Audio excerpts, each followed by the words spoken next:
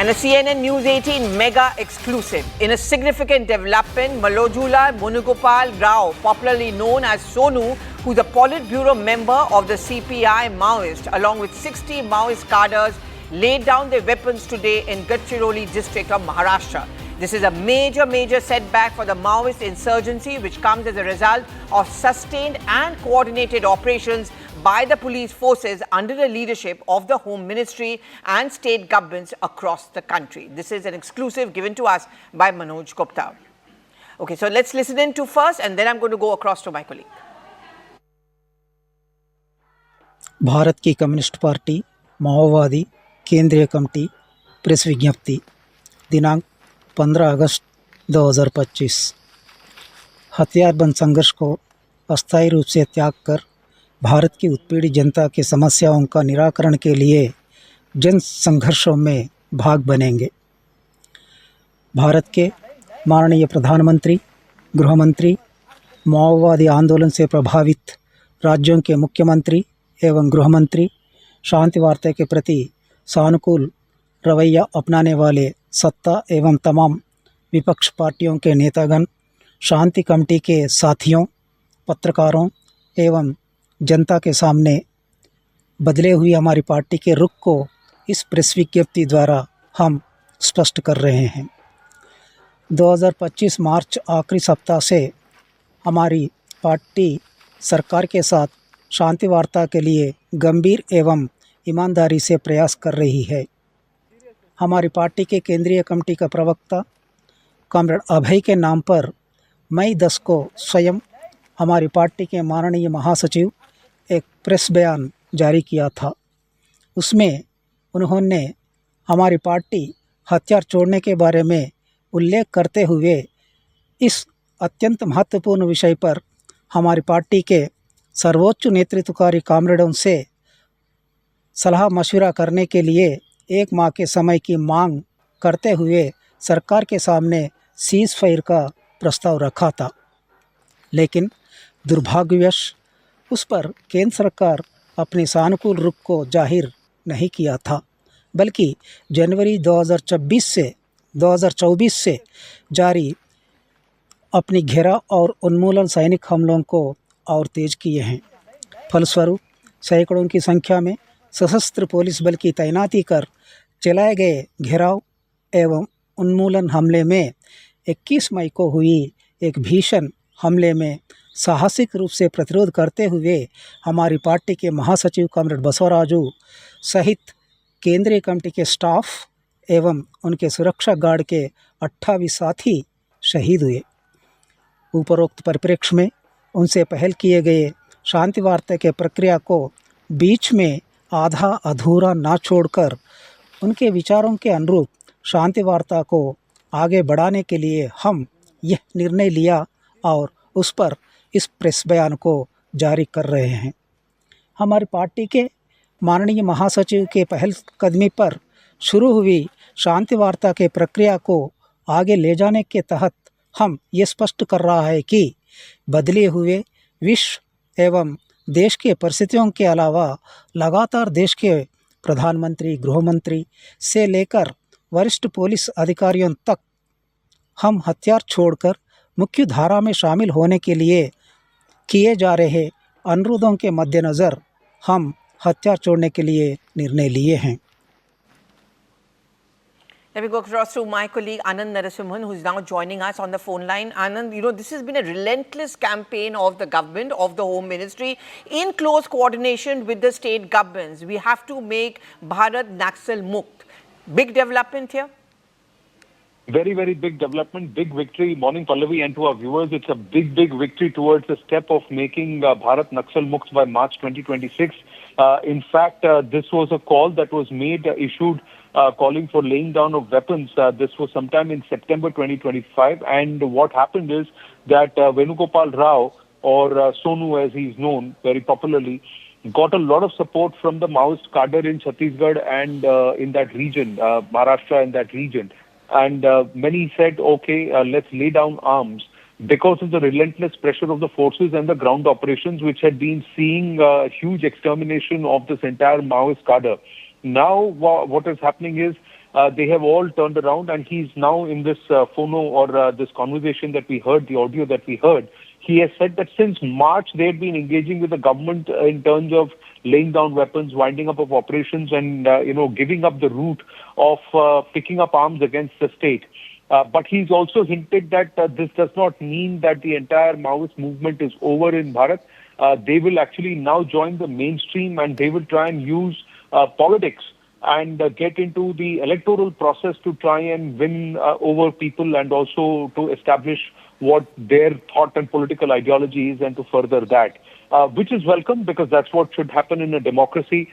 This would perhaps bring peace to this entire region. At a time, we must remember to our viewers that this entire red corridor or red terror corridor or Naxalwa that spread to more than about 15, 16 states and union territories across our country, and more than 150 districts had registered their presence. Now this is now brought down to a few square kilometers and a few districts across 2 or 3 states, because largely this entire footprint has shrunk. And with its heart somewhere in Chhattisgarh, will that now also turn over and keel over to this entire pressure, and perhaps also the engagement, the outreach by the center, which is using Sam, Dam, Dand and Bhed, all 4 methods to try and bring these people back to the mainstream and ask them to give up, arms, because a lot of the development work, a lot of the work, outreach for the Vanvasis and the Janajatiya had all been hampered because of this Maoist insurgency.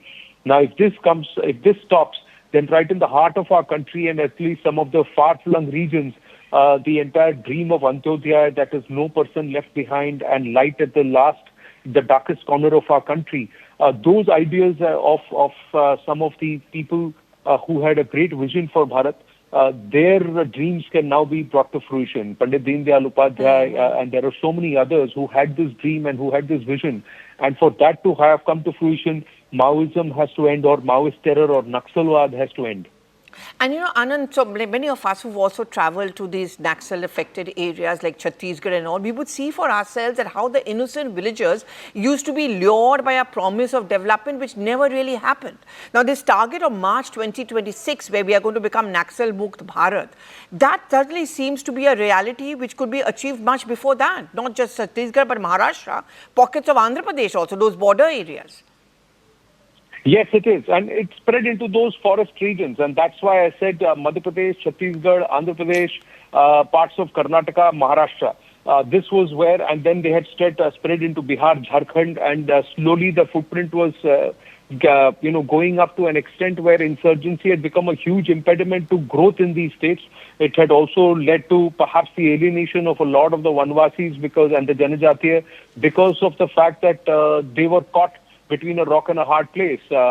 Now we don't have youngsters forcefully being taken away from their homes to be trained, and 13, 14-year-olds handed a gun to go ahead and be pushed as cannon fodder in front of the forces. Nor are we going to lose security personnel who should actually be helping at guard our borders and also fortify other issues. But we are losing more of our security personnel to internal strife and red terror at a point in time. That's what the numbers showed, compared to the insurgency terrorism in the northeast or also in Jammu and Kashmir. So all of that is changing, and this is a big feather in the cap for the Home Minister Amit Shah, who is battling issues of internal security at multiple corners.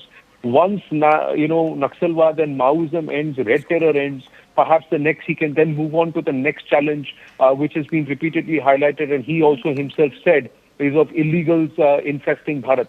Illegal immigrants who have come into our country and who are taking away jobs of the locals, lands of the locals, encroaching upon the indigenous people of this land. So that will be the next challenge via the demography mission. But this is perhaps the biggest one under his tenure, that in the last decade and a half, the entire Maoist footprint has not only shrunk, but let's say within 12 years of the Modi Sarkar and also, Amit Shah as Home Minister, we are going to see, we are seeing perhaps the end of red terror. Okay, thank you very much, Anand, for putting that into perspective. We are going to, of course, keep coming back to you, but we're going to get one more voice. That's Mr. Vikram Singh. He's a former IPS officer, and thank you very much for joining us this morning. I'm sure you heard the big news break on CNN News 18. You know, in terms of operations, and I'm sure you must have been involved and been privy to many of them, how big would you see this as a development? Gadchiroli has really been the hub of Naxalism in Maharashtra. It's had its impact on parts of Andhra Pradesh as well. We know about the Chhattisgarh story for that matter. How big is this development? This is a major success of the law enforcement agencies. Pashupati to Tirupati, the acronym that they had given to their onslaughts, the Maoists and the Cadres, both from India and abroad. Well, this is a blow to them and speaks volumes about the credibility of the government that, yes, they mean business and this is going to be a straightforward and transparent dealing with the Naxals, those who surrender. And those who don't surrender, well, they should be prepared for the consequences. I think the words of the Honorable Home Minister, Mr. Amit Shah ji, I think has gone very firmly in the minds of all the cadres of the Naxalites. And this Naxal Mukt Bharat on 31st March 2026, I think is in the horizon now. And I compliment the law enforcement agencies for ensuring that, yes, a surrender is totally acceptable. Laying down of arms is absolutely acceptable. But if one chooses to go the other way, well, they should be prepared for the consequences. This is a major development and speaks about multiple dimensions of the government schemes of rehabilitation, surrender, honorable acceptance, and also the fact that jobs would be made available to the locals there. And therefore, the misinformation that the Naxal had spread in all parts of the country where they had infested, please remember 2008, when 40% of India's landmass was impacted negatively by the Naxal and Left Wing Extremism. Today, it's a different story. Barring exceptions in the country, and barring such exceptions, I think the country is almost Naxal-free today. And I would again compliment the leadership, the police leadership, and the paramilitary forces. This is a major achievement, and yes, another feather in their otherwise very star-studded cap. But you know, Mr. Singh, what is very interesting is that when you catch hold of the Sargana or the kingpin, you actually, you kind of paralyze any attempts of a kind of hit back or to kind of recover. You think that's also a strategy to go in for? By just going for the foot soldiers, you catch in of the people at the top? There are multiple bonuses. When you catch hold of the leader, the information, the database, the training, the financial background, and also the demoralizing impact it has on the foot soldiers.